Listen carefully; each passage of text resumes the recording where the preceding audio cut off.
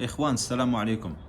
واحد التحليل بسيط بخصوص الماتش اللي كان الأخر ديال الاتحاد العاصمة مع نهضة بركان. قال لك السيدي ما بغاوش يلعبوا على وانسحبوا علشان المغرب عامل الخريطة في التوني وهذه. يا أخي راه هذيك أرضنا، راه هذيك راه أرضنا، راه غصب عنك وبغيتي ولا كرهتي، بغيتي ولا كرهتي، راه إلا ما دارتش توني، راه الخريطة ديال المغرب راه ماشي غير اليوم، راه موجودة من تاريخ، من أول الزمان وهي موجودة.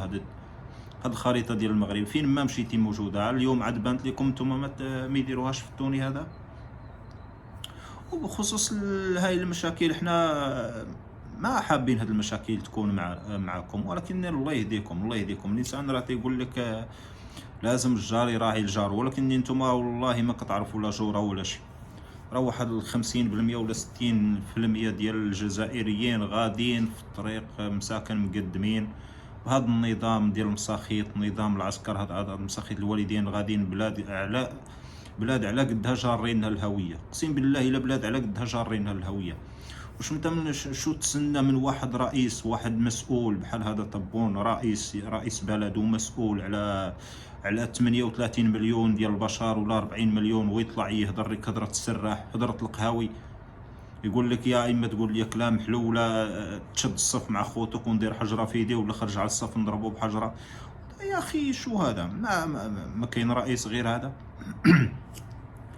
الله يهديكم، الله يهديكم. حنا ماشي، انا ما كنعممش دابا هذا الشيء، ما كنعمموش على الجزائريين كلهم. فيه بعض واحد 40% ولا 50% عارفين الحقيقة وعارفين الأرض ديال المغرب وعارفين كل شيء ديال المغرب وعارفين، ولكن مساكن مغلوبين على أمرهم، ما يقدروش يهضروا لأنهم كيخافوا. هذاك العصابة اللي حاكمة تما الجزائر ديال المساخيط راه غاديين بالبلاد للهوية، اقسم بالله الا جارين الهوية.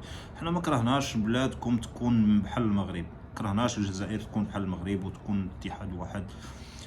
دخلوا المغرب، دخلوا الجزائر، وتكون الامور غاديه بخير. وانت صاحبي مقابل لي حاجه تافهه، سير ديها في راسك، سير ديها في بلادك، ديها في شعبك، ديها في شغلك. شوف الحوايج اللي يلزموك، وفر لشعبك حوايج، وفر له خدمه، وفر له شغل، وفر له حوايج اللي يتلهى فيها بجد. دير وقفوا على حاجه بجد، وانت دير له حاجه ما لقيتي. تلهي الشعب بالمغرب، حشومه اخي، تلهي الشعب ديالك بالمغرب. وهذه المغرب داير والمغرب داير. وقت اللي دخلتي السوشيال ميديا تلقى الاف ديال الفيديوهات، واحد 40% ديال الجزائريين مساكن غاديين في الطريق داهية، تابعين النظام وتابعين الهضره الخاويه، ما عارفين شروسهم من رجليهم. يا اخي خدم بلادك وديها في بلادك، سير خدم لك شغلك. وانت مقابل المروك 24 ساعه وانت المروك المروك المروك المروك. المغاربه راهم مدراوش، تلاقيتو المغاربه مساكن راهم مدراوش، راه كيشوفوا وكيسكتوا. انا واحد منهم، انا سار لي الزمان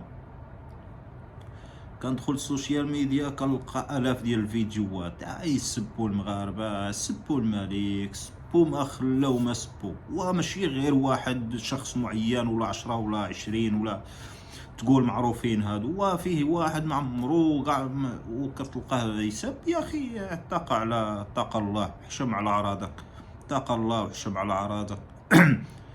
راه قال لك لا يؤمن بالله حتى يحب لاخيه الخير كما يحب لنفسه.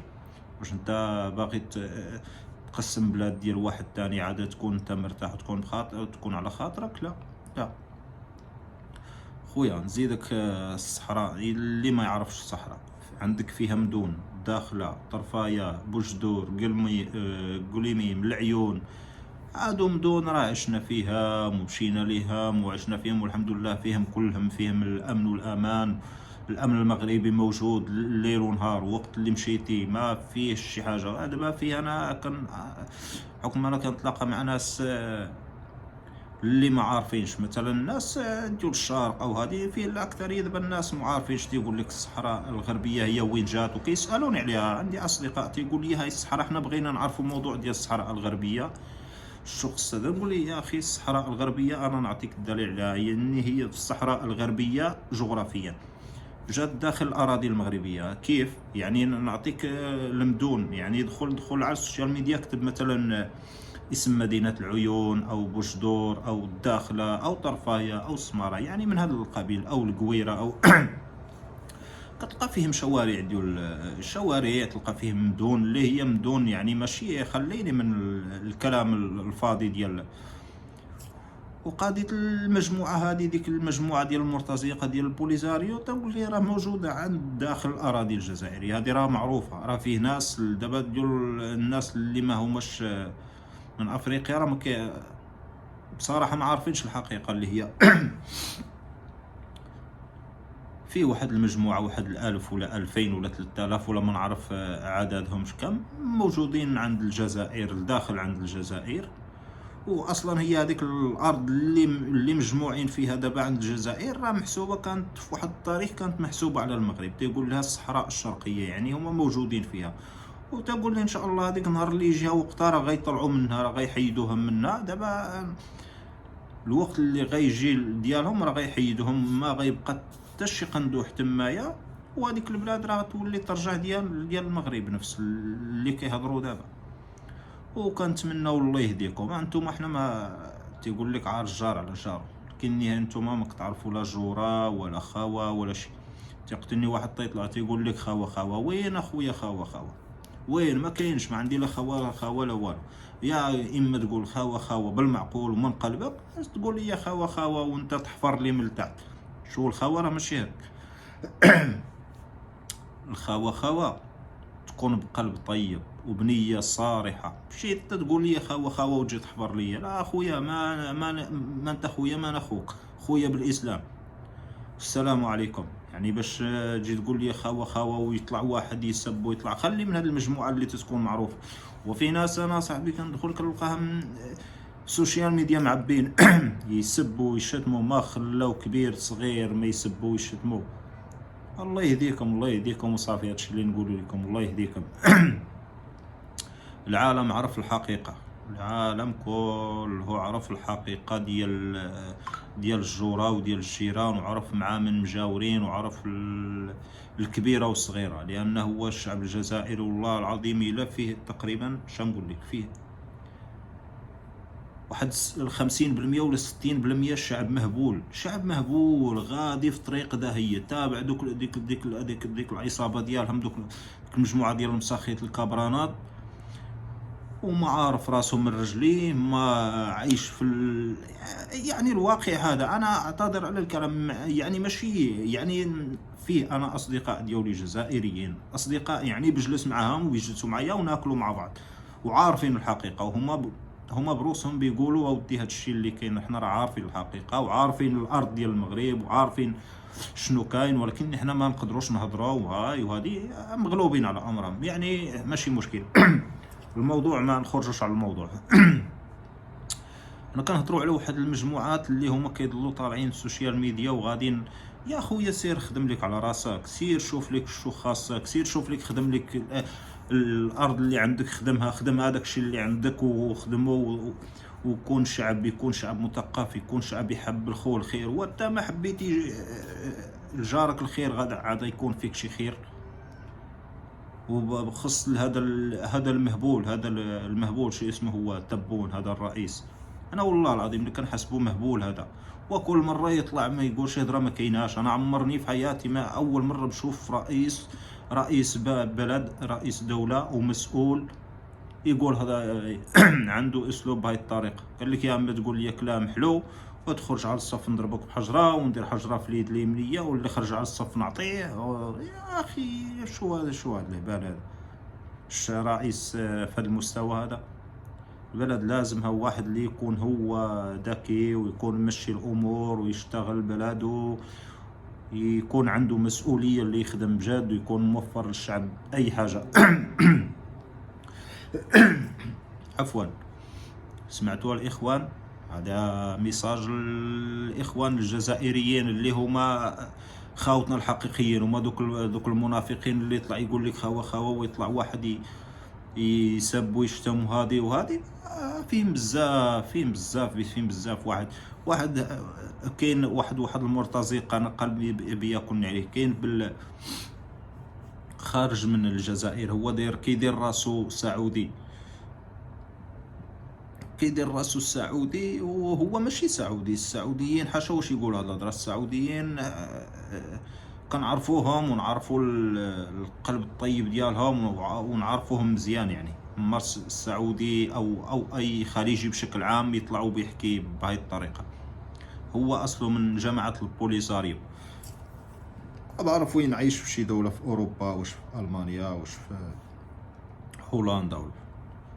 تصور هذا ما عندوش شي حاجه 24 ساعه و24 ساعه وهو جالس في التيك توك على المغرب. شو داير لك هذا المغرب؟ الله اعلم. شو داير لك هذا المغرب؟ الله اعلم. باش تعرفوا منافق تعرفوا قدام.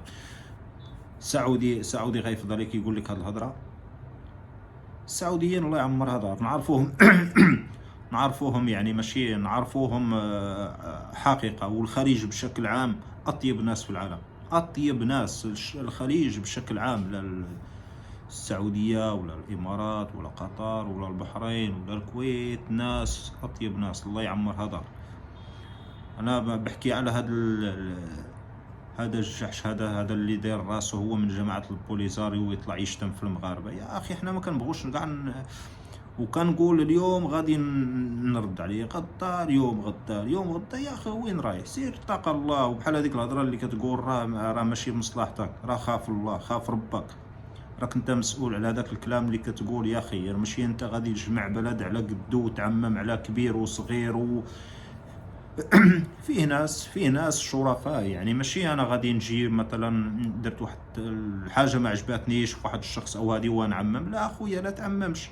حنا دابا هضرنا على موقف بيننا مع خوتنا الجزائر، ولكن ما عممناش. هضرنا على واحد الفئه اللي هي عارفه الحقيقه ومغلوبه عن امرها، ولكن ساكتين، عاطين الموضوع عاطينه بالظهر، خلاص نسوه. وفي واحد الفئه اللي هي غاديه مقدمه، يعني ما عارفاش شنو كاين، ويطلعوا حتى هما ويهضروا يقول لك الارض ديالنا وحكا والمروك شو. يا اخي سير صاحبي سير. ترى تعرف اللي عرفتي، لا مشيتي للمروك قسما بالله فيه البطاطا ب2 دراهم، البصله ب2 دراهم. واحد انا شفتو تقريبا البطيخ الدله، هذا اللي تقول لي الدله ما باهوش كاع، هو بالشارع. سير جيب عند مول الدلاع، ما عندكش قول ليه بغيت وحده 2 خود شو بغيتي. رخيص، درهم ونص ولا 2 دراهم. كل شيء موجود، الخير موجود الحمد لله، والله العظيم الخير موجود. يعني احنا ماشي غادي ماشي هذا الواقع، هذه الحقيقه. يعني تنقولوا الحقيقه الاخوان، هذا الحقيقه. يعني احنا مش غادي نبداو نزينوا ولا نخيبوا، ولا هذا الواقع. وبغيتي ولا كرهتي راه هادشي هو اللي كاين. ونصيحه لخوتنا الجزائريين عارفين الموضوع. انا راني هذا الفيديو راني ما كنعممش فيه، لانه هو موجه على شي وحدين وراهما عارفين روسهم، لانهما كيطلعوا كيهضروا بزاف المروك. يا اخي سير اتق الله، سير ديها في شغلك. لا عندك شي شغل سير خدمه، وسير بعد ليك من التفاهات.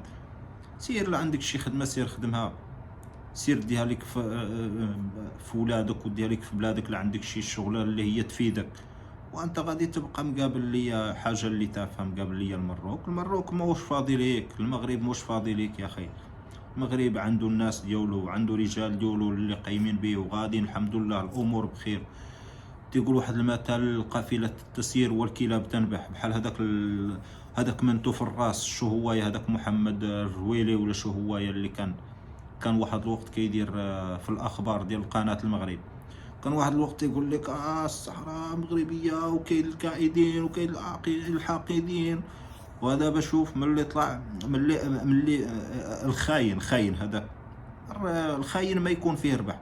تكشف الله يرزق السلامه شو على صورته هذيك الوقت ملي كان في المغرب في 80 او 90. هي كان يدوس كان يعطي تحليل ديال الاخبار في القناه، واش القناه الاولى او الثانيه ولا. كان النور على وجهه، كان النور ما شاء الله. كان شوف دابا كيف تكشف بالحقد والبغض والكفر. يا اخي راه اذا ما فيك خير لبلدك راه ما فيك خير. اذا ما بلدك الام، اذا ما عطيتيش خير لبلدك، واذا نسيتي اصل بلدك واصل امك واهلك واخوانك وجيرانك، انسى، ما فيك خير لا مع العبد ولا مع ربك. خلاص، هذه يكون على يقين فيها. والاخوان الاصدقاء الجزائريين اللي هما كيعرفوني على الحقيقه، هذا الميساج انا ما موجهه لكم، كنوجهه لواحد الفئه اللي كتضل تسب وتشتم في المغاربه دراوش وكيصبروا بزاف. ولكن نهار تيقول واحد المثل، صبر لي حدود، لانه هو صبر لي حدود. واحد منهم انا صار لي من قديم ما كنبغيش نهضر، ما كنبغيش، لكن يا اخي خصني نطلع اللي في قلبي. انت مين انت؟ شكونك انت كاع بالسلامه؟ شكون انت بالسلامه كاع؟ انا نقطعها تبرا. تيقول واحد المثل، قطعها تبرا. نعملوا حد لهذا الموضوع والسلام عليكم. شي انا غادي نبقى اليوم نشوف فيك وساكتو غدا ساكتو، انت كطلع تسب مثلا في امي وفي ابويا واخويا، ما تخليتي كبير سبيتيه، ما خليتي صغير سبيتيه، واتق الله صاحبي، حشم على عراضك.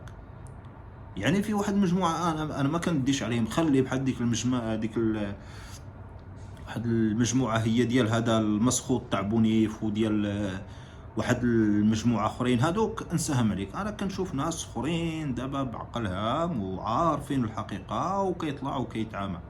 ما واحد هبيل ما يدخل كلامه، ما يدخل كلامه من هنا.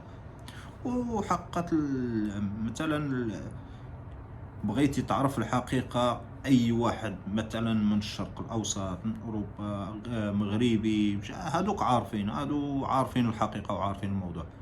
دخل اخويا كتب مدينه العيون وشوف لك على المدينه كيف ما شاء الله. شوف لك شوارع، شوف المدن نظيفه، كل شيء فيها موجود، السكن موجود، الشوارع نظيفه، كل شيء فيها، المقاهي موجود، المطاعم، الاكل رخيص، الامن والامان، ما كاينش اللي يهضر معاك.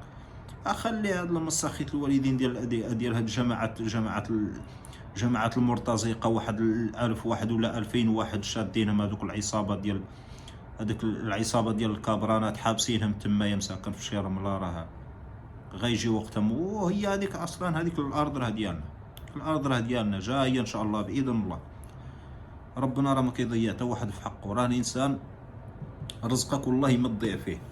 حنا من الصغيره تمشي للكبيره، هذيك الارض ديالنا، وان شاء الله غيجي الدور ديالها وغادي ترجع عند مولاها. الحق هذا الواقع. الحق حق ربنا ما يضيع حتى واحد في حقه.